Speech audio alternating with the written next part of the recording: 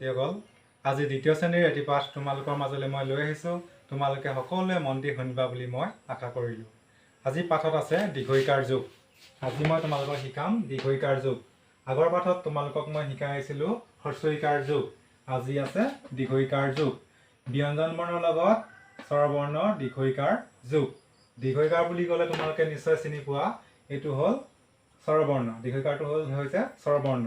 এতিয়া দীৰ্ঘইকাৰ চিনটো তোমালোকে চোৱা, এইটো দীৰ্ঘই, দীৰ্ঘইকাৰ চিনটো আমি এনেদৰে লিখোঁ। ঠিক আছে, নিশ্চয় তোমালোকে দীৰ্ঘইকাৰ চিনটো চিনি পোৱা, এইটো দীৰ্ঘইকাৰ। এতিয়া ইয়াত চোৱা দীৰ্ঘইকাৰ কেনেদৰে যোগ হয়। ব্যঞ্জন বৰ্ণৰ লগত স্বৰবৰ্ণ দীৰ্ঘইকাৰ কেনেদৰে যোগ হয় তোমালোকক মই আজি শিকাম। দন্ত্য ন যোগ দীৰ্ঘই সমান দন্ত্য ন দীৰ্ঘইকাৰে নি। দেখিছা নহয়, দন্ত্য ন লগত দীৰ্ঘই যোগ হৈ কি হৈছে দন্ত্য ন দীৰ্ঘইকাৰে নি। এতিয়া দন্ত্য ন দীৰ্ঘইকাৰে নি লগা শব্দ এটা তোমালোকে কোৱাচোন, কি হ'ব বাৰু?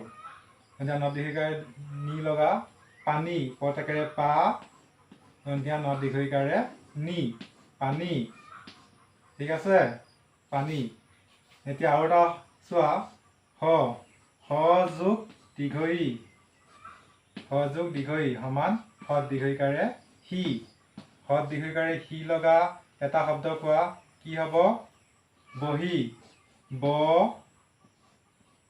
হ দীৰ্ঘইকাৰে সি, বহি। বুজি পাইছা নহয়? হ'ব।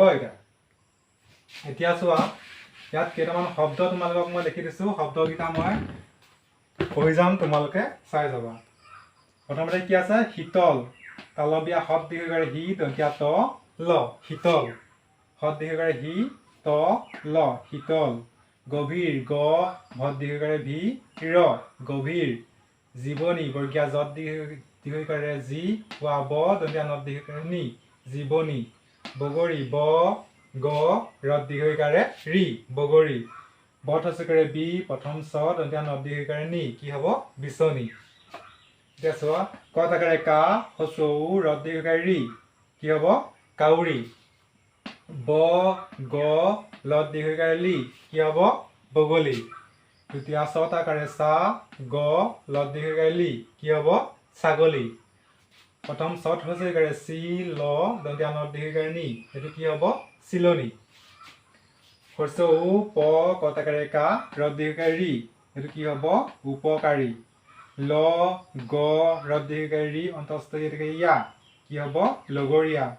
প্ৰথম চ ক ম ক দীৰ্ঘইকাৰে কি অন্তস্থ য় তাতা কাৰ, কি হ'ব? চকমকীয়া। ঘ ৰ প্ৰথম চ দীৰ্ঘইকাৰে চি অন্তস্থ ইয়া, কি হ'ব? ঘৰচীয়া। ব দন্ত্য ন ৰ দীৰ্ঘইকাৰে ৰি অন্তস্থ য় তাতা কাৰ, কি হ'ব? বনৰীয়া। এতিয়া তোমালোকে এইখিনি নিশ্চয় বুজি পাইছা। আকৌ এবাৰ মই তোমালোকক এই শব্দকেইটা পঢ়াই দিছোঁ, তোমালোকে চাই যাবা। কি আছে? প্ৰথমটো কি আছে? শীতল, গভীৰ, জীৱনী, বগৰী, বিচনী। কাউৰী, বগলী, ছাগলী, চিলনী। উপকাৰী, লগৰীয়া, চকমকীয়া, ঘৰচীয়া, বনৰীয়া। মই তোমালোকক যেনেদৰে পঢ়ি দিছোঁ, তোমালোকেও ঘৰত পঢ়িবলৈ চেষ্টা কৰিবা। এতিয়া মই তোমালোকক পাঠটোৰ মূল অংশ বুজাই দিম। ঠিক আছে? এতিয়া পাঠটোৰ মূল অংশটো মই পঢ়ি যাম, তোমালোকে চাই যাবা। তীখা বৰ টান, তীখা মানে কি? লো বৰ টান। হীৰা এবিধ চকমকীয়া দামী বাখৰ, হীৰা এবিধ চকমকীয়া দামী বাখৰ। চকমকীয়া মানে জিকমিকাই থকা, দামী বাখৰ। হাতীৰ নাক দীঘল, হাতী তোমালোকে নিশ্চয় দেখিছা, হাতীৰ নাকটো বহুত দীঘল। দ মাটিত পানী হয়। মাছ, কাছ, ঘৰিয়াল পানীত থকা জীৱ। মাছ, কাছ ক'ত থকা জীৱ? পানীত থকা। মাছ, কাছ, ঘৰিয়াল পানীত থাকে, নহয় জানো? বিশাল জলভাগৰ নাম সাগৰ, বিশাল জলভাগৰ নাম কি? সাগৰ। বিশাল মানে বহু ঠাই আগুৰি থকা পানীক কি বুলি কয়? সাগৰ বুলি কয়। সাগৰ পানী গভীৰ, সাগৰ পানী কি হৈছে? গভীৰ, গভীৰ মানে দ। সাগৰৰ পাৰত শীতল বতাহ বয়, সাগৰৰ পাৰত কি বতাহ বয়? শীতল বতাহ বয়। শীতল মানে চেঁচা, সাগৰ পাৰত চেঁচা বতাহ বয়। কাউৰী বুধিয়ক পক্ষী, কাউৰী বুধিয়ক পক্ষী তোমালোকে গম পোৱা, কাউৰী বহুত টেঙৰ, নহয় জানো? খ খৰালি কালত নদীৰ পানী কমি যায়। খৰালি কালত কি হয়? নদীৰ পানীসমূহ নদী, খাল, পুখুৰীৰ পানী কমি যায়। খৰালি হৈছে বৰষুণ কমকৈ হোৱা সময়ক কি বুলি কয়? খৰালি বুলি কয়। মহ, গাই, ছাগলী গাখীৰ উপকাৰী। মহ, গাই, ছাগলী গাখীৰ কি হৈছে? উপকাৰী। তোমালোকে মহ, ছাগলী, গাইৰ গাখীৰ নিশ্চয় খাই পাইছা। ঘৰচীয়া জীৱ উপকাৰী।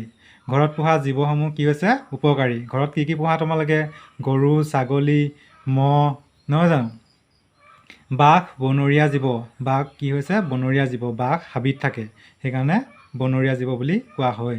লগৰীয়াৰ লগত সদায় সৎভাৱ ৰাখিবা। লগৰীয়াৰ লগত সদায় ভাল ভাৱ ৰাখিবলৈ কৈছে। সৎভাৱ ৰাখিব লাগে। আমি লগৰীয়াৰ লগত সদায় মিলিজুলি থাকিব লাগে, নহয় জানো?